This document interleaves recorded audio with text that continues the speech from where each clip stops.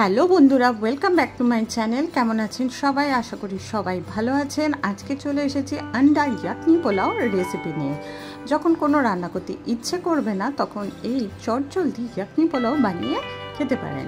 খেতেও দারুণ হয় আর এটা দারুণ টেস্টিও একটা খাবার।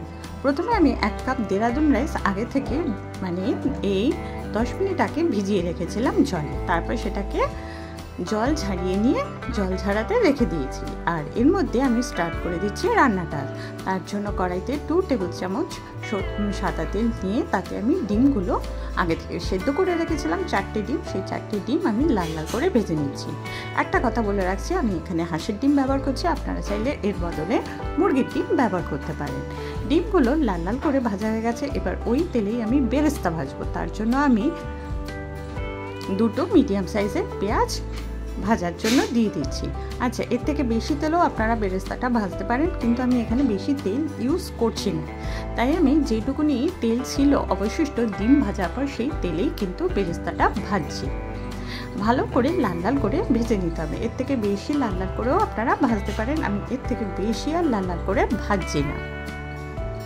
পেঁয়াজটা ভাজা হয়ে গেছে। এবার আমি এটা থেকে হাফ পেঁয়াজ আমি তুলে রেখে দেবো, যেটা আমি লাস্টে ইউজ করব। এখানে কিন্তু চালের মাপ আর জলের মাপটা খুব ইম্পর্টেন্ট, খুবই ইম্পর্টেন্ট। আমি এখানে 1 কাপ মেজারিং কাপের 1 কাপ চাল নিয়েছি। আর এখানে আমি জল দেব 2 কাপ। 2 কাপের থেকে একটু বেশি অবশ্য দিয়েছি। আচ্ছা, এর মধ্যে দিয়ে দিলাম 1 টিস্পুন ঘি। ঘিয়ের সাথে আমি এখানে গোটা গরম মশলা, সামরিচ, সাজিরে আর জয়িত্রী ফুল দিচ্ছি। এর সাথে আপনারা বড় এলাচ টুকরো করে দিতে পারেন। আমি বড় এলাচের গন্ধ আমার ঠিক ভালো লাগে না, তাই আমি এখানে দিচ্ছি না।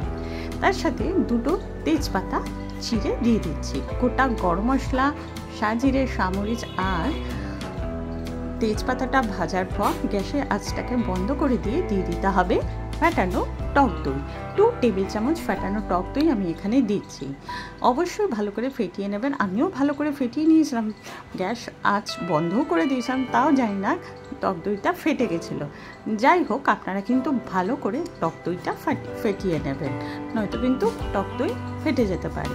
যাই হোক, এতে কোনো ক্ষতি হবে না। এটা আমি ভালো করে আস্তে আস্তে করে মিশিয়ে নেব। এই ইয়াকনি পোলাওতে কিন্তু খুব একটা বেশি মশলার ব্যবহার হয় না। ভালো করে মিশিয়ে নেওয়ার পর এবার কিন্তু আমি গ্যাসের আঁচটাকে জ্বেলে দিলাম। গ্যাসের আঁচটাকে জ্বেলে দেওয়ার পর গ্যাসের আঁচটাকে এখনও কিন্তু আমি লোতে রেখেছি। এবার দিয়ে দিচ্ছি কিছুটা মৌরি, যেটা আমি শুকনো খোলায় সামান্য একটু ভেজে নিয়ে গুঁড়ো করে রেখেছিলাম, আর 1 টিস্পুন ধনে গুঁড়ো।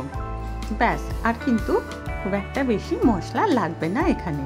এবার সামান্য জল দিয়ে মশলাটা যাতে পুড়ে না যায় কিছুক্ষণ কষিয়ে নিতে হবে। যতক্ষণ না তেলটা বাইরে আসছে ততক্ষণ মশলাটা কষিয়ে দিতে হবে। এবার আমি এখানে পরিমাণ মতন গরম জল দিয়ে দিলাম। আগেই বলেছি আমি 2.5 কাপ গরম জল দিচ্ছি।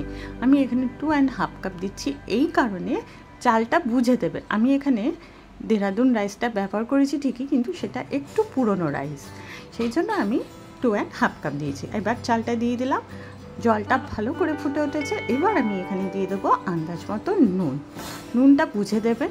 এবার আমি ঢেকে এটা লো আছে 10 মিনিট রান্না করব, যতক্ষণ না জল শুকিয়ে আসছে। দেখুন, জলটা কিন্তু অনেকটা শুকিয়ে গেছে, তাও কিন্তু উপর থেকে জল দেখা যাচ্ছে, মানে আছে এখনো। এবার আমি উপর থেকে 4টে কাঁচা লঙ্কা যেটা চিড়ে রেখেছিলাম সেটা আমি দিয়ে দিচ্ছি, আর ডিমগুলো উপর থেকে দিয়ে দিচ্ছি, যাতে ফ্লেভারটা ভালো করে ডিমের মধ্যে আর কাঁচা লঙ্কার মধ্যে চলে আসে। এবার এটা ঢেকে আরও 7-8 মিনিট লো আছে রেখে দেবো। এটা কিন্তু স্টিমেই অর্ধেক রান্নাটা হয়ে যাবে।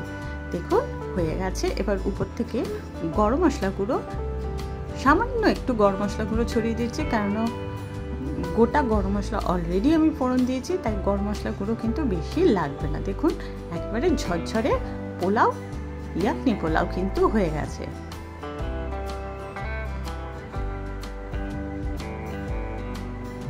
এটা আরেকটু জল জল ভাব আছে, আমি এটা আরেকটু ঢেকে এই মানে একটু ফাঁক করে রেখে একটু ফাঁক করে রেখে এই 5 মিনিট রেখে দেবো। দেখুন আমি সার্ভ করে দিয়েছি, তৈরি হয়ে গেছে আন্ডা ইয়াকনি পোলাও বা এগ ইয়াকনি পোলাও। অবশ্যই এই পুজোতে ট্রাই করে দেখবেন। কেমন লাগলো রেসিপিটা অবশ্যই জানাবেন। ভালো লাগলে একটা লাইক, শেয়ার, কমেন্ট করবেন, সাবস্ক্রাইব করবেন। পাশে থাকা বেল অল নোটিফিকেশানটা আছে, ওটা অবশ্যই প্রেস করে দেবেন। তাহলে আজকে আসি, চলে আসবো নতুন দিনের নতুন রেসিপি নিয়ে। ভালো থাকবেন, সুস্থ থাকবেন, বাই।